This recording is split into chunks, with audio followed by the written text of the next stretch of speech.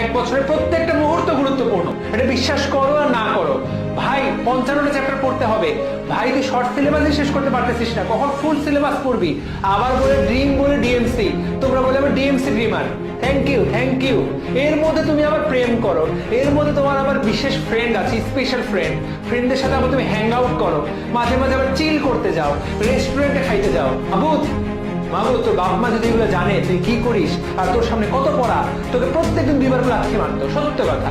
Thank you so much হয়ে যাবা যদি এইচএসসির এই সময় এই সকল পার্সোনাল লোক, স্পেশাল ফ্রেন্ড, বেস্টি, বেস্টু এদেরকে নিয়ে জীবনটা পার করো।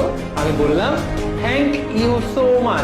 তুই নিয়ে কথা বলেন, তুই মোবাইলটা ছেড়ে দে ভাইয়া, তুই মোবাইলটা আলমারিতে রেখে আয়, আমি গ্যারান্টি দিলাম তোর আর মুড সুইং হবে না। তুই মোবাইলটা একদম আলমারিতে রেখে আয়, এমন একটা আইডি খুল যে আইডিতে কোনো ফ্রেন্ড নাই, তুই কোনো ফ্রেন্ডের কোনো কিছু দেখবি না, শুধু ওইটা দিয়ে ঢুকে তুই অনলাইনে ক্লাস করবি, ভালো ভালো টিচারদের ভালো ভালো ক্লাস করবি।